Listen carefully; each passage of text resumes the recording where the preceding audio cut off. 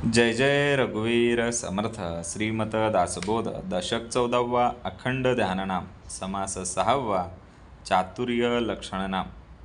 श्रीराम समर्थ. रूप लावण्य अभ्यासिता नये, सहज गुणास न चले उपाये, काहीतरी धरावी सोये आगंतुक गुणाची. जय सद्गुरू. श्रीमत दासबोधातील दशक 14वा आहे अखंड ध्याननाम आणि समास 6वा आहे चातुर्य लक्षणनाम. या समासामध्ये समर्थ आपल्याला चातुर्य म्हणजे बुद्धीचा चोख वापर करणे, विवेक बुद्धी जागृत ठेवणे आणि योग्य वर्तनाचे लक्षण सांगतात. सहज गुण बदलता येत नाहीत. मनुष्याचा नैसर्गिक रंग, मनुष्याची नैसर्गिक दृष्टी, मनुष्याची नैसर्गिक वाणी, हे सगळे जे आहेत हे बदलता येत नाही. माणसाच्या शरीराचे नैसर्गिक दोष बदलता येत नाहीत, पण माणसाचे दुर्गुण नक्कीच सोडता येतात आणि सद्गुण अंगी आणता येतात. गुणांचा अभ्यास महत्त्वाचा. कुविद्या सोडून विद्या शिकता येते. मूर्खपणा सोडून शहाणपणा अंगी बाणता येतो. कारभार शिकून व्यवहारामध्ये चातुर्य मिळवून यश मिळवता येते. म्हणजे चातुर्याने शिक्षण व आचरण करून त्यामध्ये सुधारणा शक्य आहेत. उच्च पदासाठी चातुर्य हवेच हवे. केवळ शारीरिक रूप, अलंकार आणि बाह्य शृंगार हे निरुपयोगी आहेत. पण खरी शोभा ही अंतर्गत बुद्धिमत्ता, चातुर्य आणि गुणांमुळेच येते. समाधान, मित्रता आणि लोकमान्यता. लोकात वावरत असताना समाधानी वृत्ती ठेवणे, नीट वर्तन ठेवणे, चांगलं बोलणे, न्यायी आचरण अंगीकारणे हे चातुर्याचं खरं लक्षण आहे. यामुळे लोकमैत्री टिकते आणि वैर टाळले जाते. व्यवहार कुशलता. समजून घेऊन योग्य वेळी योग्य प्रकारे वागणे हाच शहाणपणाचा मार्ग आहे. आळशी मनुष्य कधीच चतुर ठरत नाही. मित्र करणे ही बुद्धी आणि वैराग्य करणे हा मृत्यू आहे. बरोबर ना? चातुर्याचे फळ. ज्याच्या बोलण्यात आणि वागण्यात समजूतदारपणा आहे त्यालाच लोक भाग्यवान म्हणतात. अज्ञानामुळे स्वतःचे हित न ओळखणारे, नेहमी भांडत राहणारे लोक मात्र करंटे ठरतात. नेहमी भांडत राहणारे लोक हे एकटे पडतात. चातुर्याचा सर्वोच्च उपयोग.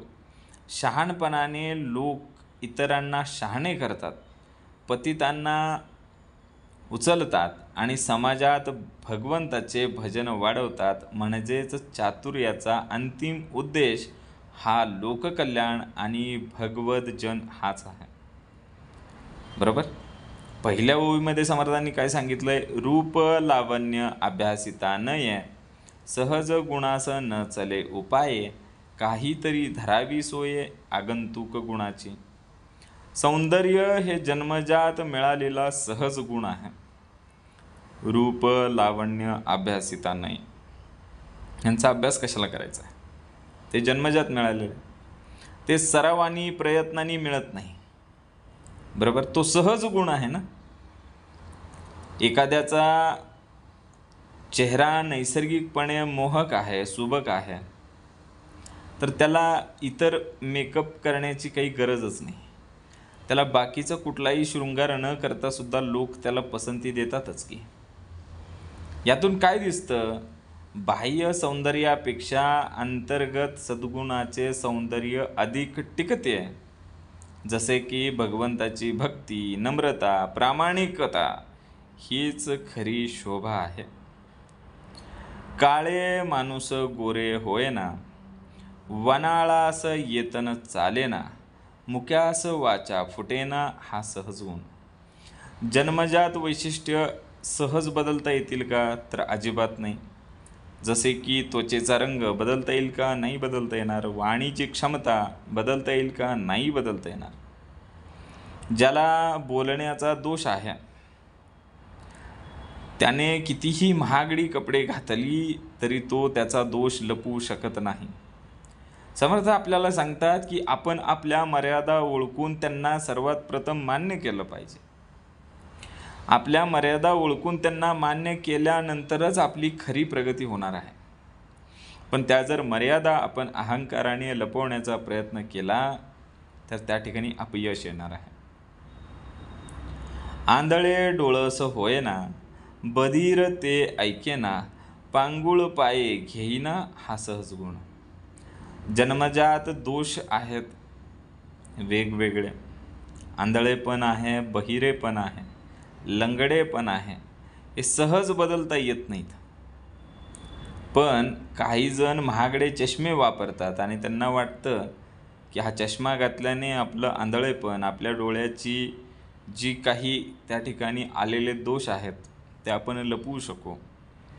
ते तसं काही होणार नाही. चष्मा किती जरी महागडा वापरला तरी ती जी कमजोरी आहे, ती जी दुर्बलता आहे ती मात्र कायम राहणार आहे. जसा शारीरिक दोष सहज बदलता येत नाही, तसेच अंतःकरणातील वासना आणि अहंकार हे सुद्धा सहज बदलता येत नाही. यासाठी साधना लागते आणि विवेक लागतो. साधना आणि विवेक असल्याशिवाय अंतःकरणातील वासना आणि अहंकार बदलले जाऊ शकत नाहीत. बघा, कुरूपतेची लक्षणे किती मनोनी सांगणे, रूप लावण्य या कारणे पालटेना. कुरूपता आणि रूप, कुरूपता किंवा रूप यातील दोष बाह्य रूपाने पूर्णपणे बदलता येत नाही. काही येतं नाही. तरी पण बघा, फोटोशॉप आला, फोटोशॉपमध्ये सुंदर सुंदर फोटो काढले, ते दाखवले सुंदर, पण प्रत्यक्ष भेट झाली आणि मूळ स्वरूप दिसून आलं. कसं? तर ते मूळ स्वरूपातच दिसणार आहे. कुरूप असू द्या किंवा रूप असू द्या, हे बदलता येणार नाही. मग पाप असू द्या किंवा वाईट स्वभाव असू द्या, हा फक्त बाह्य दिखाव्याने झाकता येणार नाही. हा जो स्वभाव आहे तो दिसणारच दिसणार आहे. याच्यासाठी अंतःकरण शुद्ध झाल्याशिवाय खरी बदल त्या ठिकाणी घडणार नाही. आता बघा, अवगुण सोडिता जाती, उत्तम गुण अभ्यासिता येते, कुविद्या सांडून शिकती शहाणे विद्या. वाईट सवयी सोडून चांगले गुण शिकता येतात, अवगुण सोडता येतात आणि उत्तम गुण अंगीकारता येतात. चुकीचे ज्ञान सोडून योग्य विद्या मिळवता येते. चुकीची संगत सोडून योग्य संगतीमध्ये जाता येते. आधी एखादा चुकीचा खेळ खेळत असेल, जुगार खेळत असेल, पण नंतर त्यांनी काही वेळ शिक्षणासाठी वापरला आणि आता तो आधी जो खेळ खेळत होता त्याच्यापेक्षा वेगळं काहीतरी करू लागला. शिक्षणामुळे त्याला त्या ठिकाणी योग्य मार्ग सापडला आणि तो यशस्वी झाला. आधी चुकीच्या श्रद्धा होत्या, चुकीच्या अंधश्रद्धा होत्या, त्या सगळ्या सोडून आता सत्यज्ञान झालं, भक्तिमार्ग स्वीकारला, नवविधा भक्ती समजली आणि आत्मिक प्रगती साधली गेली. मूर्खपण सांडित जाते, शहाणपण शिकता येते, कारभार करिता उमजते सकळ काही. मूर्खपणा टाकून अनुभव व अभ्यासाने चातुर्य येतेच येते. पण सगळ्यात आधी समर्थांनी सांगितलंय, मूर्खपण सांडिता जाते. मूर्खपण सांडलं पाहिजे, शहाणपण शिकलं पाहिजे आणि कारभार उमजला पाहिजे. तेव्हाच आपल्याला सगळं जमणार आहे, चातुर्य येणार आहे. मग मूर्खपण सांडलं पाहिजे, मग शहाणपण शिकण्यासाठी संतांचा सहवास पाहिजे. संत सज्जनाच्या सहवासानेच काय होणार आहे? अज्ञान नष्ट होणार आहे आणि विवेकाची जागृती होणार आहे. कारभार कसा करायचा हे समजणार आहे. शहाणपण आलं, चातुर्य आलं की सगळं कुशल मंगल होणार आहे. मान्यता आवडे जीवी, तरी का उपेक्षा करावी, चातुर्य विन उंच पदवी कदापि नाही. बघा, उच्च पद किंवा प्रतिष्ठा मिळवण्यासाठी चातुर्य आवश्यक आहे आणि चातुर्याच्या शिवाय उंच पदवी कदापि नाही. चातुर्य विन उंच पदवी कदापि नाही. नोकरी करताना फक्त प्रमाणपत्रांनी नव्हे, सर्टिफिकेशन खूप आहेत आमच्याकडे, पण नोकरी करत असताना त्या व्यक्तीचं योग्य वर्तन, योग्य वागणूक, तेव्हाच त्याला ती नोकरी मिळणार आणि मिळालेली नोकरी टिकणार. तसंच भगवंताच्या भक्तांना आदर मिळतो, कारण त्याचं वर्तन, त्याचं सात्विक आणि न्यायपूर्ण असलेलं वर्तन, त्याच्यामुळे त्याला तो आदर मिळतो. आणि तो भक्त, ते काही प्रमाणपत्र नाही ना भक्त असल्याचा, त्याच्या वर्तणुकीतून ते समजतं, म्हणून त्याला तो आदर मिळतो. आता ही प्रचिती आहे. ऐसी प्रचित येते मना, तरी का स्वहित कराना, सन्मार्गे चालता जना सज्जना माने. स्वहित साधायचे असल्यास सन्मार्गाने वागावे आणि सज्जनांना त्यातूनच मान मिळणार आहे. धर्माच्या मार्गाने चालणाऱ्यालाच ईश्वराचा आणि समाजाचा आशीर्वाद लाभतो. बरोबर आहे ना? ही प्रचिती आहे. ऐसी प्रचिती येते मना, ही मनाला आलेली प्रचिती आहे. तरी का स्वहित करेना, ही एकदा जर प्रचिती आली वरच्या ओवीतली, मान्यता आवडे जीवी तरी का उपेक्षा करावी, चातुर्य विन उंच पदवी कदापि नाही. मग चातुर्याची पदवी ह्याची प्रचिती आली मनाला की स्वहित करायलाच पाहिजे, आणि स्वहित करण्याच्यासाठी सन्मार्गाने चाललंच पाहिजे. आणि हे सज्जन मना, तू तेच कर. मग सज्जन मन काय करतंय? देहे नेटके शृंगारिले, परी चातुर्य विन नासले, गुणे विन साजिरे केले बाष्कळ जैसे. पण मग झालं काय?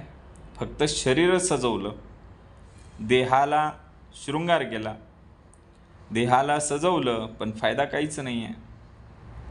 चातुर्यच नासलंय ना त्याच्या अंतरीचं, त्याच्याकडे चातुर्यच नाही आहे. चातुर्याविना तो नासलेला आहे, देहानी शृंगारलेला आहे, देह नेटका आहे, देह शृंगारलेला आहे, पण चातुर्य नसल्यामुळे तो नासलेला आहे. मग गुणाच्या शिवाय साजरं जे केलं जातं ते बाष्कळ आहे. गुणे विन साजरे केले बाष्कळ जैसे.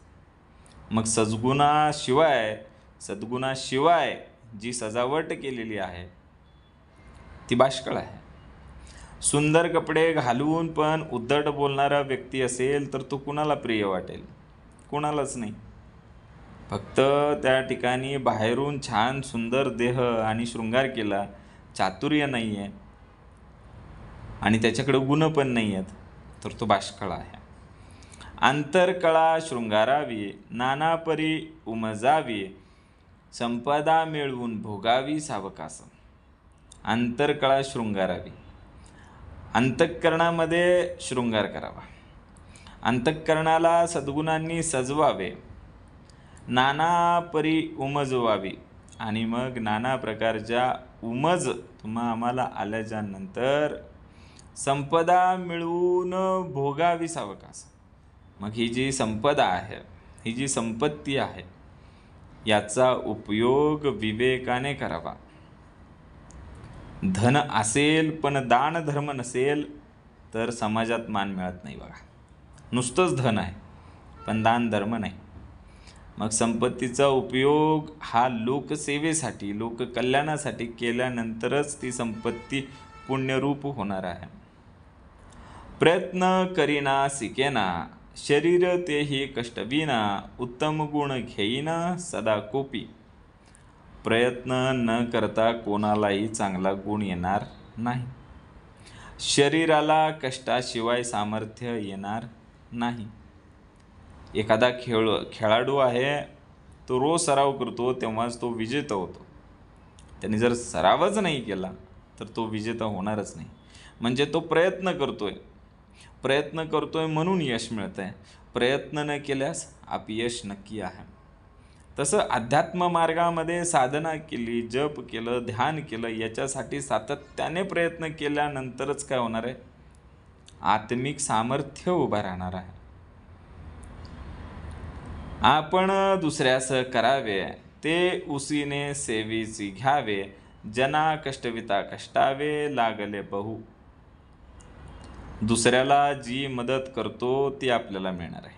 जे आपण दुसऱ्याला करेल ते आपल्याला मिळणार.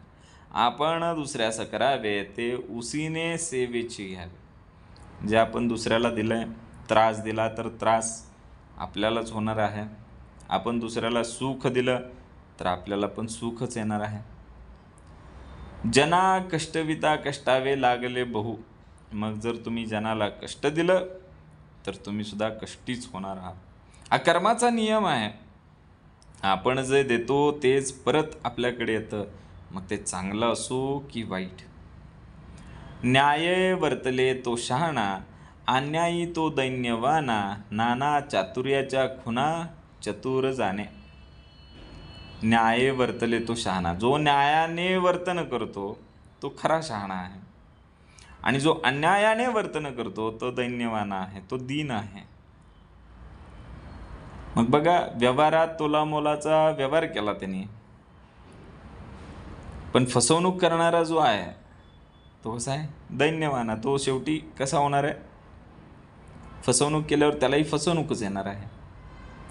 मग व्यवहारामध्ये त्यांनी व्यवस्थित तोलून मोलून व्यवहार केला तर तो व्यापारी टिकतो, आणि फसवणूक करणारा व्यापारी मात्र लगेच बुडून जातो. कारण काय? तर न्याये वर्तते तो शहाणा. तो न्यायाने वर्तन केला म्हणून तो शहाणा म्हणून टिकला. अन्यायी तो दैन्यवाना, ज्याने अन्याय केला, फसवणूक केली, त्याला दैन्यवाना म्हणायला लागेल. तो दीन आहे. नाना चातुर्याच्या खुणा, ह्या चातुर्याच्या खुणा आहेत. जो चतुर जाणे, जो चतुर आहे तो जाणतो ह्याच काय त्या चातुर्याच्या खुणा आहे. जे बहुतांश मानले ते बहुती मान्य केले, येर ते व्यर्थची गेले जगणिंदे. जे बहुतांश मानले, समाज मान्य आणि बहुतांनी जे स्वीकारलेले आहेत अशा गोष्टींचा आदर करावा, अन्यथा अपकीर्ती होते, निंदा होते. जे बहुतांश मानले ते बहुतही मान्य केले. जे जगाने मान्य केलं आहे, खूप लोकांनी स्वीकारलेलं आहे, तेच घ्यावं. जे व्यर्थ आहे ते घेतल्यास काय होणार? निंदा होणार आहे, त्याची अपकीर्ती होणार आहे. शाळेमध्ये नियम मोडणाऱ्या विद्यार्थ्याला शिक्षा होते आणि त्याचं नाव लौकिक खराब होतो. पण शाळेमध्ये जे नियम घालून दिलेले आहेत ते नियम पाळणाऱ्या विद्यार्थ्याला आदर मिळतोच मिळतो. संतांची शिकवण ही समाजमान्य आहे, आणि संतांची शिकवण जर आम्ही स्वीकारली तर त्या ठिकाणी काय आहे? आदर आहे. पण संतांची शिकवण जर आपण स्वीकारलीच नाही, त्याच्यापेक्षा व्यर्थ काहीतरी आपण स्वीकारलं तर आध्यात्मिक अधःपतन निश्चित आहे. लोक आपणासे वोळावे किंवा अवघेच कोसळावे, आपणास समाधान फावे ऐसे करावे. आपली अशी वागणूक असावी की लोक आपल्याला आदराने ओळखतील, किंवा टीका करण्यासाठी आपल्याकडे त्यांना काहीच सापडणार नाही. बरोबर आहे ना? लोक आपणाशी वोळावे, लोकांनी आपल्याला ओळखावे. कसं? किंवा अवघेची कोसळावे, आपणास समाधान फावे ऐसे करावे. लोकांनी आपल्याला ओळखावं, ते आदरानं ओळखावं, नाहीतर ओळखूच नाही. बरोबर? एखाद्या सोसायटीमध्ये सेक्रेटरी प्रामाणिक असला तर तिथं राहणारे रहिवासी त्याचा मान ठेवतात, आदर ठेवतात. बरोबर? कारण लोकांच्या समोर त्यांनी तशी त्याची प्रतिमा बनवलेली आहे. म्हणून सज्जनांचा संघ असेल, सात्विक वर्तनाने त्याची खरी ओळख समाजापुढे आली की त्याला समाधान मिळतं. म्हणजे समाधान कसं आहे? समाधाने समाधान वाढे, मित्रीने मित्री जोडे, मोडिता क्षण मात्रे मोडे बरेपण. समाधानामुळे समाधान वाढते, मैत्री टिकते, पण कटुता आली तर ते क्षणात तुटते. आता काय होतं? समाधानाने समाधान वाढतं, बरोबर आहे. मित्रीने मित्री जोडे, मित्रत्व मैत्रीतनंच टिकतं. मोडिता क्षण मात्रे, मोडायला क्षणच पुरेसा आहे हो, लगेच तुटून जाणार ते. मग जेव्हा आपल्याला अशा पद्धतीनं जगायचं असतं तेव्हा आपल्याकडे क्षमा पाहिजे, समजूतदारपणा पाहिजे, तेव्हाच मैत्री होणार आहे. आणि आपलं भक्षण, आपल्या भक्तीचं रक्षण करणारा पण गुण आपल्याकडे पाहिजेच पाहिजे. तेव्हाच हे सगळं टिकून राहणार आहे, हे मोडणार नाही. अहो काहो आरे कार्य, जनी ऐके जिते किते, कळत असताच कार्य निकामीपणा. लोक काय बोलतात हे आपल्याला कळत असूनही त्याच्याकडे दुर्लक्ष करणं म्हणजे निकामीपणा. डॉक्टरांनी सांगितलेलं औषध न घेणारा रुग्ण आहे. सांगितलं डॉक्टरांनी की हे औषध घ्या तुम्ही बरे व्हाल, पण डॉक्टरांनी सांगून सुद्धा ते औषध नाकारायचं म्हणजे स्वतःचं नुकसान करण्यासारखंच आहे ना. तसंच गुरूंची शिकवण ऐकून अंमलात न आणणं ही सुद्धा आत्मिक हानीच आहे. आपल्या आत्मिक हानीचं कारणच ते आहे, कारण आधी शिकवण दिलेली आहे तरीही त्या शिकवणीची अंमलबजावणी आपण केलेली नाही, तर आत्मिक हानी आणि आत्मिक नुकसान होणारच आहे. समर्थांनी त्याला निकामीपण असं म्हटलेलं आहे. चातुर्ये शृंगारे अंतर, वस्त्रे शृंगारे शरीर, दोहींमध्ये कोण थोर बरे पहा. चातुर्य म्हणजे सद्गुण, हे अंतःकरणाचं सौंदर्य आहे. कपडे तर फक्त बाह्य सौंदर्य आहे. मग अंतर्गत सौंदर्य श्रेष्ठ की बाह्य सौंदर्य श्रेष्ठ? ह्या दोघांमध्ये कोण थोर? नम्र आहे, मदत करणारा आहे, पण गरीब आहे, लोक त्याचा आदर करतील. श्रीमंत आहे पण उद्धट बोलतो, नम्र अजिबात नाही, तो व्यक्ती कुणाला प्रिय वाटतो का? नाही. ईश्वर भक्ताचं ओज हे अंतःकरणातून झळकतं, बाह्य अलंकाराने नाही. मग तो श्रीमंत व्यक्ती हा बाह्य झळकतोय, पण तो अंतःकरणातून मात्र कोमेजलेला आहे, अंतःकरणातून मात्र तो पूर्ण काम क्रोधी लिथाडीला असा आहे. बरोबर. आणि जो नम्र व्यक्ती आहे, मग तो गरीब असला तरी काय फरक पडतो, तो प्रिय वाटतो. बाह्याकार शृंगारिले, तेने लोकांचे हातीसी काय आले, चातुर्य बहुतांशी रक्षिले नाना प्रकारे. बाह्य रूपाची सजावट लोकांना फारशी उपयुक्त नसतेच कधी. बाह्याकार शृंगारले, त्याने लोकांच्या हातीस काय आले, बाहेरून जो शृंगार केलेला आहे त्याने लोकांच्या हाती काही लागलेलंच नाहीये. चातुर्य बहुतांश रक्षिले नाना प्रकारे, पण चातुर्याने तुमचं आमचं रक्षण केलेलं आहे. चातुर्य मात्र आम्हाला संकटातून वाचवते नाना प्रकारे, विविध प्रकारे. महागडे कपडे घालणारा व्यक्ती चुकीचा निर्णय घेतल्यास त्याला नोकरीतून काढलं जातं, पण जो व्यक्ती अंतःकरणापासून प्रामाणिक आहे तो त्याच्या बुद्धिचातुर्याने त्या ठिकाणी त्याची नोकरी जाण्यापासून त्याचं रक्षण होतं की नाही. भक्ताला बाह्यपूजा नव्हे तर अंतःकरणातील प्रामाणिकता आणि भक्तिभाव हे संकटातून कायम वाचवत असतात. बघा, बाह्यपूजा आम्हाला नाही वाचवत, अंतःकरणामध्ये असलेली निष्ठा, अंतःकरणामध्ये असलेलं चातुर्य, समर्थांनी आम्हाला दिलेली शिकवण हे आपल्याला संकटातून वेळोवेळी वाचवत असते. बरे खावे बरे जेवावे, बरे ल्यावे बरे नेसावे, समस्ती बरे म्हणावे ऐसी वासना. नीटनेटके राहणे, सुसंस्कृत जीवन जगणे हे फक्त दिखाव्यासाठी नसावे. बरं खावं, बरं जेवावं, बरं बोलावं, बरं नेसावं, बरं ल्यावं आणि सगळं बरं म्हणावं, अशीच वासना असावी. बाह्य वर्तनासोबत अंतःकरणामध्ये सुद्धा नम्रता, साधेपणा, सात्विकता असेल तेव्हाच वासना सुद्धा सात्विकच होणार आहे. तने मने झिजावे, तेने भले म्हणून घ्यावे, उगीची कल्पितासी नावे लागले पुढे. शरीराने मनाने श्रम करून कार्य साधावे, फक्त कल्पना करून काही सिद्ध होत नाही, काही साध्य होत नाही कल्पना आणि गप्पा करून. नुसती व्यवसायाची योजना करून ठेवलेली आहे, पण दुकानच उघडलं नाही तर त्याला नफा कसा होणार? नाही होणार. नुसताच मंत्रपाठ करतोय वरवरून, पण साधना करत नाही, उपासना करत नाही, तर त्याला आत्मसाक्षात्कार कधीच घडणार नाही. लोकी कार्यभाग आडे, तो कार्यभाग जेथे घडे, लोक सहजची ओढे कामासाठी. जिथे लोकांना कामाची संधी मिळते तिथे लोक स्वतःहून ओढले जातात. लोकांचा कार्यभाग जिथं अडलेला आहे आणि तो कार्यभाग जिथं घडत आहे तिथं लोक सहज येणार आहेत. बरोबर आहे.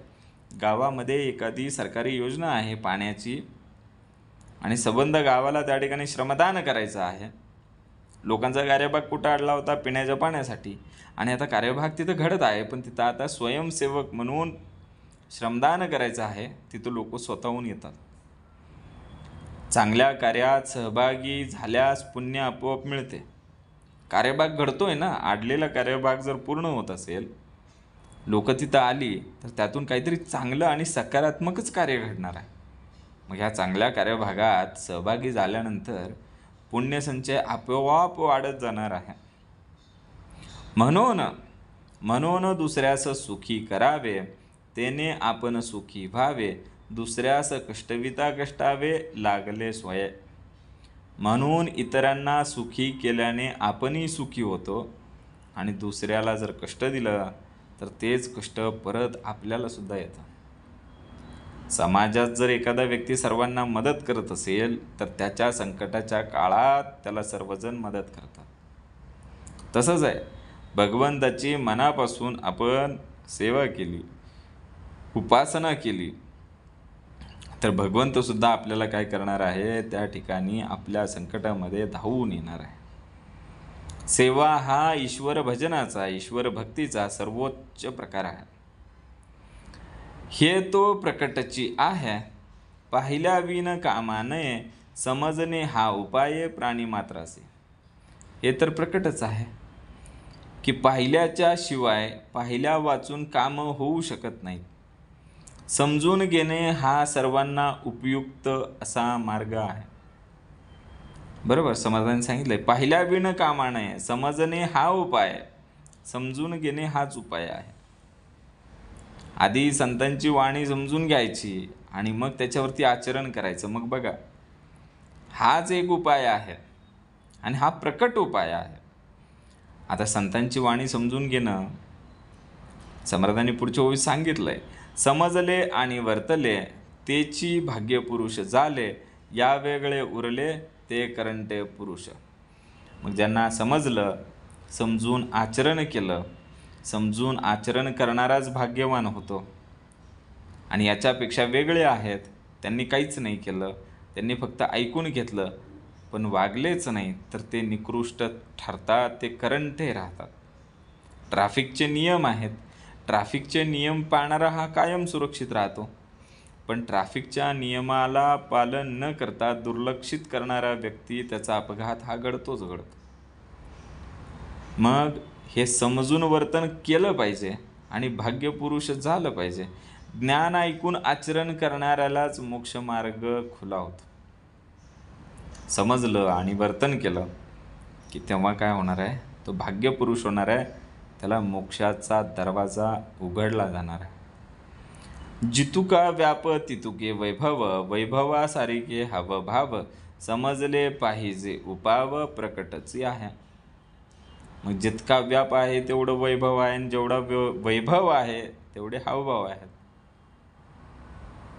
मग व्यवसायाच्या प्रमाणामध्ये वैभव असते आणि त्याचप्रमाणे व्यवहारातील हावभाव सुद्धा समजून करावे लागतात. बरोबर, लहान दुकान आहे, छोटं दुकान आहे आणि या लहान दुकानदारांनी, छोट्या दुकानदारांनी मॉलमधल्या मोठ्या दुकानासारखे खर्च करू लागले तर त्यांना तोटाच होणार आहे की. म्हणजे आपल्या क्षमतेनुसारच कार्य करावं. जितका व्याप तितकं वैभव आणि जितकं वैभव तेवढे हावभाव, हे समजलं पाहिजे. समजले पाहिजे उपाव, हा उपाय समजला पाहिजे जेवढ्यात तेवढं क्षमतेनुसार.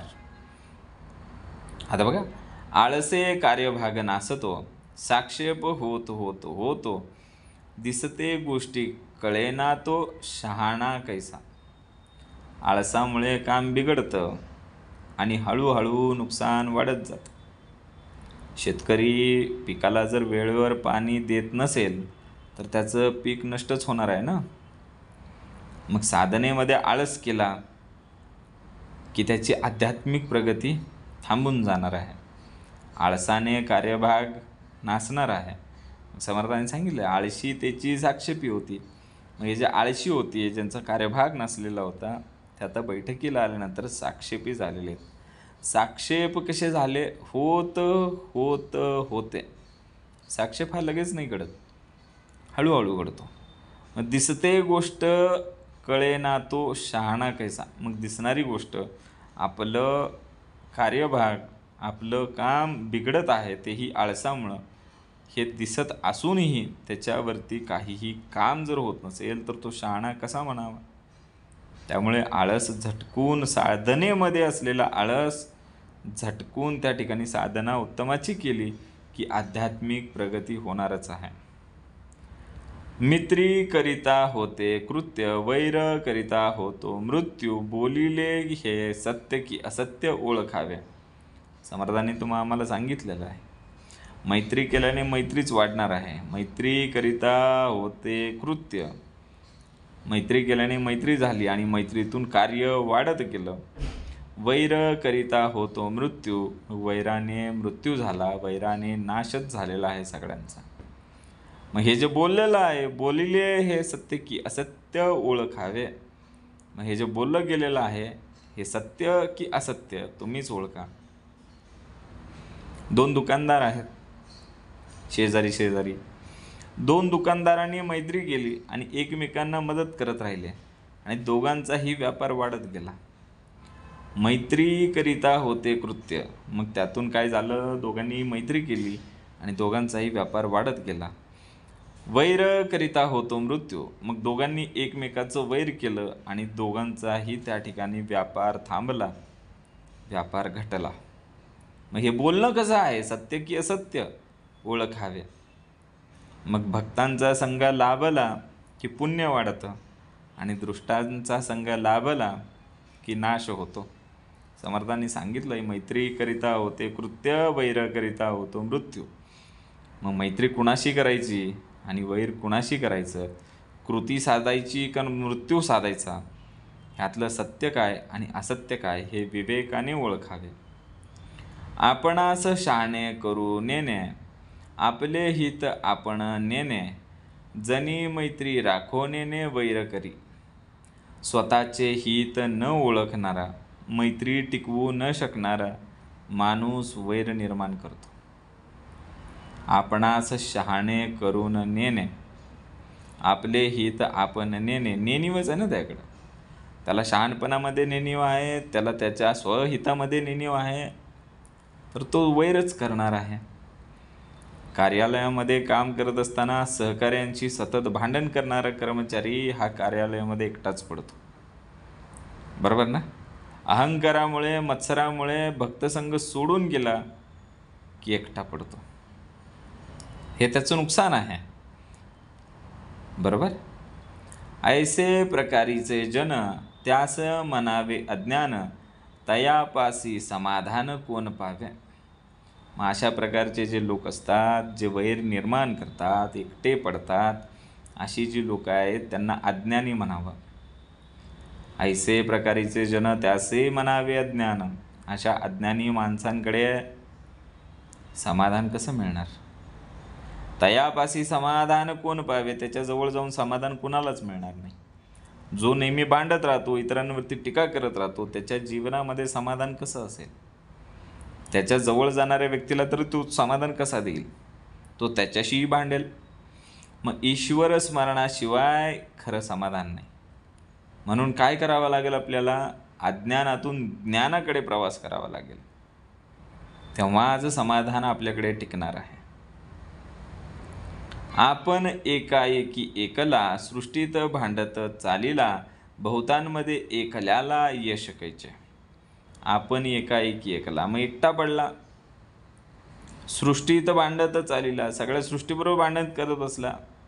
बहुतांमध्ये एकल्याला, मग एवढ्या सगळ्यांमध्ये ते एकटंच पडलंय. यश कैचे, त्याला यश कसं मिळणार? टीमवर्क न करणारा खेळाडू आहे तो टीममध्येच नाही, त्याला यशच मिळू शकणार नाही. कारण त्याचा मार्ग चुकीचा आहे.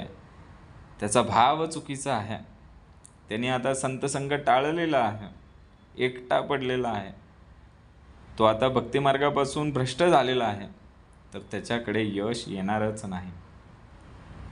बहुतांचे मुखी उरावे, बहुतांचे अंतरी भरावे, उत्तम गुणी विवरावे प्राणी मात्रास. लोकांच्या मनात चांगली प्रतिमा, लोकांच्या मुखामध्ये चांगले विचार आपल्याबद्दल निर्माण व्हावे, लोकांच्या अंतरी आपण भरलेले असावे, आपले उत्तम गुण लोकांपर्यंत पसरलेले असावेत. बरोबर. लोकांच्या मनात चांगली प्रतिमा ठेवावी आणि चांगले गुण पसरवावेत. मग कीर्तन असू द्या, प्रवचन असू द्या, यातून भगवंताचे गुण लोकांमध्ये रुजवावेत, लोकांना अज्ञानाकडून ज्ञानाकडे आणावं. हाच काय तो उत्तम गुण. बरोबर. आता लोकांना शहाणं करायचं आहे. शहाणे करावे जन, पतित करावे पावन, सृष्टीमध्ये भगवत भजन वाढवावे. मग शहाणांना, अज्ञानांना ज्ञानी करावे, पापी असणाऱ्याला पावन करावे आणि या जगामध्ये भगवंताची भक्ती वाढवावी. हेच खरं चातुर्याचं लक्षण आहे. संत महात्मे जे लोक होते, यांनी भक्ती, प्रेम, सेवा वाढवत नेली. हेच त्यांच्या चातुर्याचं खरं लक्षण आहे. इति श्रीदासबोधे गुरुशिष्य संवादे चातुर्य लक्षण निरूपण समास 6. जय जय रघुवीर समर्थ. ओम श्री गुरुदत्तात्रय श्रीपाद श्री वल्लभाय नमः. जय सद्गुरु.